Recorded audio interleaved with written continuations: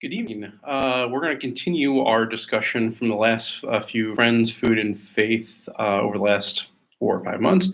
Well, I guess it'll be 5 months coming up here in May.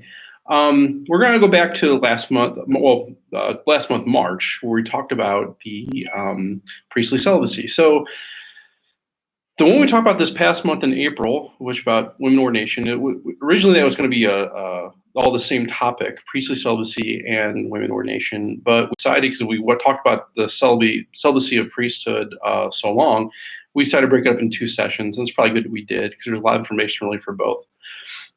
So when we talk about priestly celibacy, a lot of people ask, well, why? Why is that the case? Why is it that priests don't get married?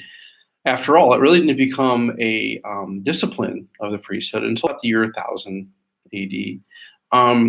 But if you look back over the course of history, that's always been a tradition of the church, even before it became part of the structure, the dogma, the canon, or the discipline. It's important to make a distinction here. Celibacy is not essential to the priesthood, meaning that you can be married and still receive the sacrament of holy orders. After all, we have permanent deacons. We have even Roman Rite, meaning Latin Rite, priests who are married. They were typically converts from other faiths and wanted to receive the gift of holy orders because they were ministers in their own faith. And we may ask, well, why are they allowed to be married and Catholic? Those who are raised in the faith are not. Well, the main reason is that these people, typically, these men that are leading a congregation in another faith that convert to Catholicism, that's their source of income. That's like their career in a way. Again, it's deeper than a career, but that's what they do, right? And so to feed their families, to make a living, they will rely on the gifts of their congregation. So it'd be unreasonable to say, well, we're going to take that away from you now because you converted to Catholicism, and then we're going to take away your source of income. Right, so you're doing this in your particular tradition. You realize the truths of the Catholic faith. You convert, and so it would be unreasonable to say that. Well, good luck finding another career. We're going to spend all this time and energy training to be this person. So that's really the main reason. But it's important to make that distinction that celibacy is not essential. It's discipline of the priesthood. And that really goes back to Jesus. So if we understand what actually happened at the Last Supper, we talked about, women ordination. One of the reasons why is because women were at the Last Supper when the holy orders were conferred and the Eucharist was instituted. It also has something to do aligned with what the priesthood is. So the priesthood is that sacrifice that the priest, in the moment at that point in the Eucharist, where the words of institution are said, he is Jesus. So in other words, when I say in Mass, this is my body, and this is the chalice of my blood, I am not saying that as Father Mark Madden, or Monsignor Shamleffer is not saying that as Monsignor John Shamleffer, or Monsignor Joseph Simon, or Father Joseph Kwong, or even Archbishop Robert Carlson, or His Holiness Pope Francis. We are saying that as Jesus Christ himself. In that moment, we take on the presence of Jesus in order to make the Blessed Sacrament present, as he did the Last Supper, and then distribute it to the congregation as Jesus did the Last Supper. So because of that, there's a profound bond between the man and Jesus. Just for the same reason we talk about with women, ordination, that Jesus was a man, he came as a man, he gave himself as a man. Jesus also was not married. Even though there's all these, Dan Brown, there's these stories out there about, he married Mary Magdalene, had a child. Well, there's no historical accuracy to that, and a lot of it's just based on rumor, speculation, and there's really no founding for the most part. Ultimately, the tradition has always held that Jesus was celibate. And if a man who has received the gift of holy orders, part of the vows they make is to conform their life to that of Christ daily. They have to do that as Jesus, meaning they have to be celibate, right? They have to practice that celibacy. There's a lot of debate even within married people that have holy orders, like what continency is required of that. Well, in the Eastern Church, obviously there are married priests, and they're even in the Orthodox Church is valid priesthood. They're married. They have to be married before they're ordained, and anyone that is married cannot become a bishop because of that intimacy of what the holy orders are. So again, that discipline, not essence. Um, but even then, there has to be some level of continency in the church. Now, one thing they do there that we don't do in the Latin Rite is in the Eastern Church, even the Eastern Catholics, they have divine worship on Sundays. So they don't really have a mass every day, or they maybe have prayer, obviously liturgy of the hours, but their divine worship, their mass, for lack of a better term, happens on Sunday, where Latin Rite priest has mass typically every day. So there's a level of continency, and for them, it goes back to the old Jewish tradition of 24 hours before they entered the Holy of Holies. So the Eastern Rite, they have to maintain that. There's some debate whether Latin priests should do the same. That's a little more difficult just because they have mass every day, especially if there's only one priest available for a particular parish. That becomes problematic. But it's also understood that for these married people, whether they be permanent deacons, priests that are married, their first vocation is to their family. A great priest that I know now, who was just ordained about 4 years ago now, almost 4 years ago, he came from the Anglican Church. He converted to Catholicism. He was married, had 5 kids, and 1 on the way. And I had the opportunity to drive with him on a youth group trip to Georgia, which was really great. And on the way down, I had the opportunity to ask him because I was just curious about his opinion of this. And I was a first-year seminarian. My understanding of it was sort of like, you know what? I get why a priest, why the celibacy works, but I don't see why the church can say, if you want a wife, go for it. He kind of set me straight. And what I asked him was, you're used to being Anglican minister, priest, you're married. What's your opinion of priestly celibacy? His response was, I think it's the wisest thing the church has ever done. And I asked him this, go a little bit further. What do you mean by that? And he said, well, when I was an Anglican, I had to choose between the people I served, my congregation, and my family. No matter what decision I made, I had to choose between those two. And ultimately, one of them suffered. Now, I think there's some honesty there. Even our brothers and sisters in other denominations, ministers, pastors, they have to make that same choice. And it's not to diminish it, it's a difficult choice, right? But the church is very clear that for a man who is married and has received the gift of holy orders, their first priority is to their family. So in other words, these priesthood, diaconate, they are vocations within a vocation. And so imagine if every priest had to make that same decision. That if, let's say their child is sick and needs medical attention during the hospital, but they get a call because one of their parishioners is about to die, which one do you choose? Now people say, you have your, those seem kind of, theoretical, but even though they're theoretical, there's a possibility for it to happen. And even though they may have a wife that can help with that, you're also kind of abandoning her if you go choose the parishioner. Or do you let the parishioner just go through it, and how much time do you spend with the family? Can you be there to comfort them? It's been my experience as a priest that typically, there's not a lot of time spent with the family. Most of that kind of happens afterwards, but you're still available. And that's really the point. That if every priest had that responsibility to their family, their congregation would suffer. They wouldn't be that true servant that they're called to be. Because that's really what a priest, a pastor is they're a servant to their people. Which means they have to be available to their people. But also, what happened at that Last Supper was there was a marriage feast that took place.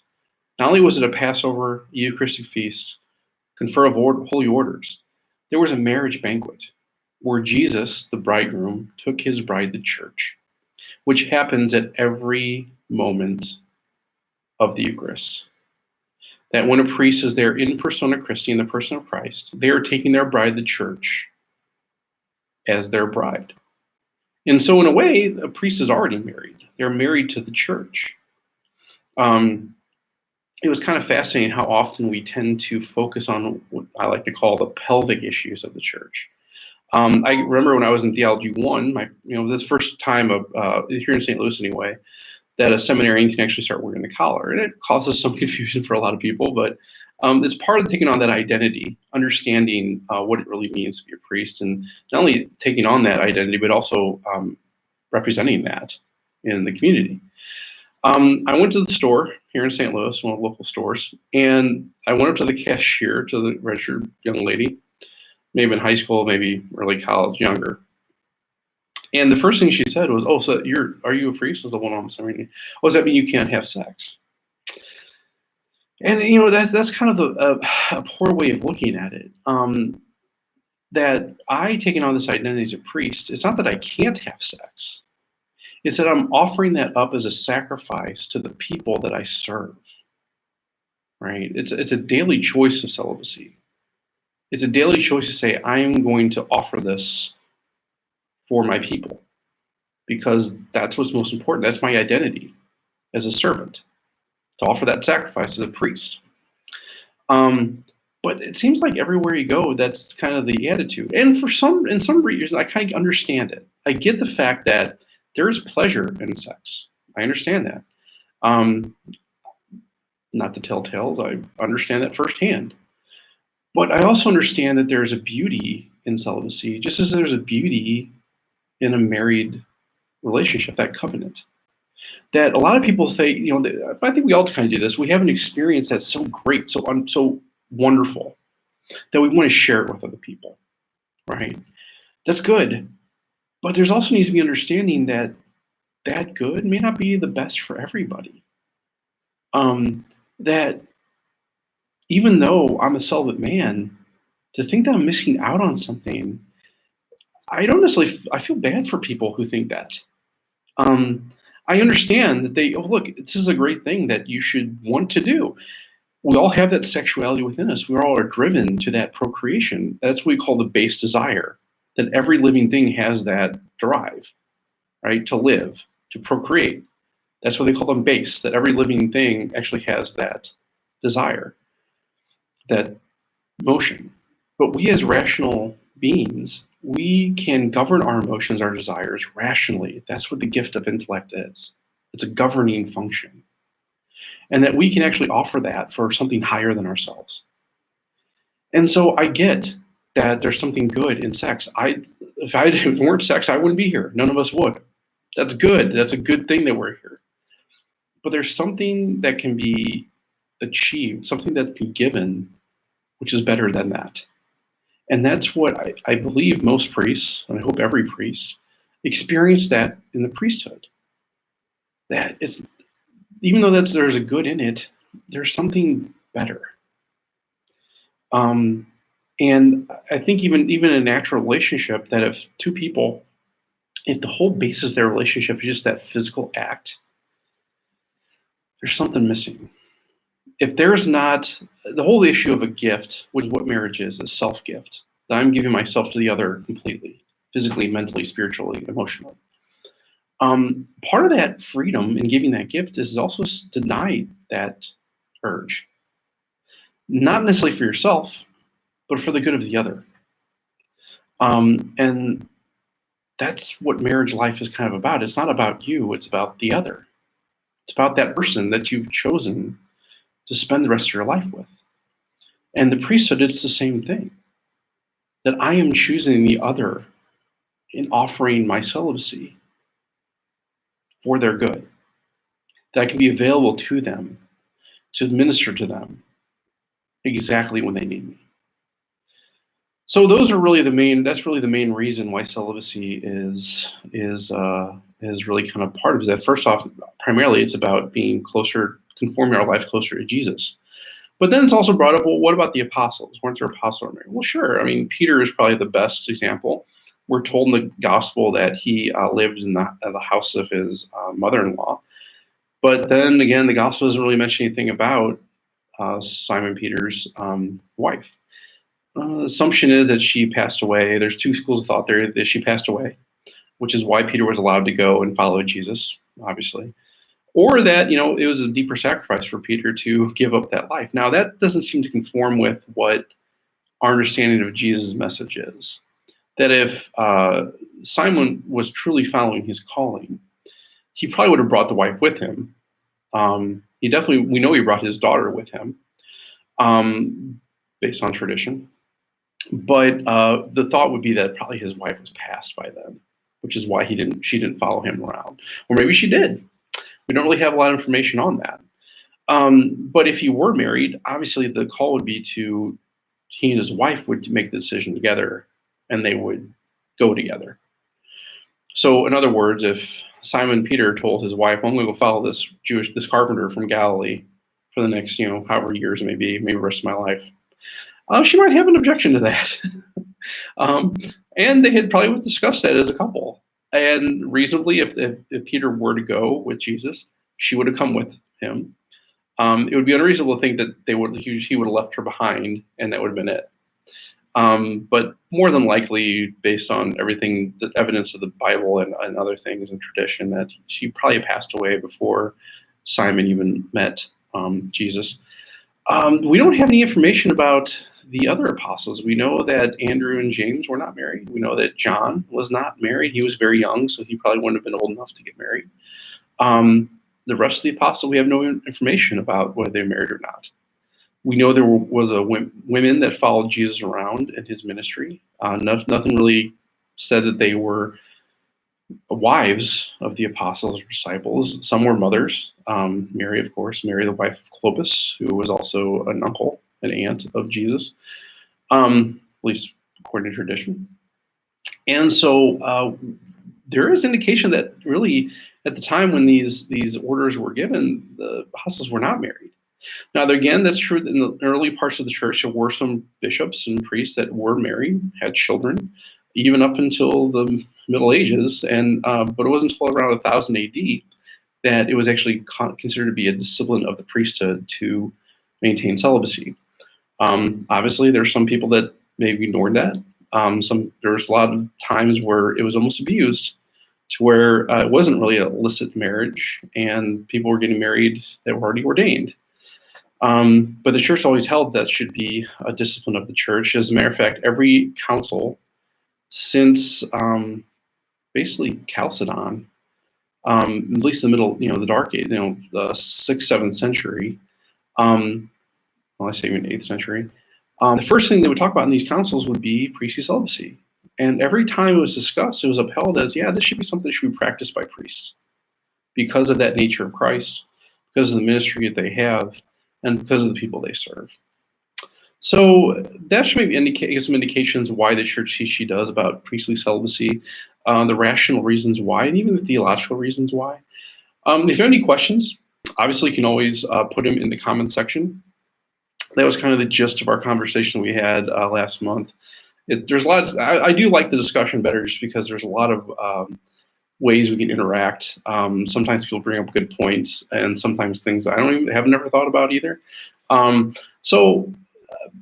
This is just kind of a synopsis of what we discussed, but that's kind of the gist of why the church teaches what she does about priestly celibacy. So hopefully it's fruitful. Hopefully you're learning something in these.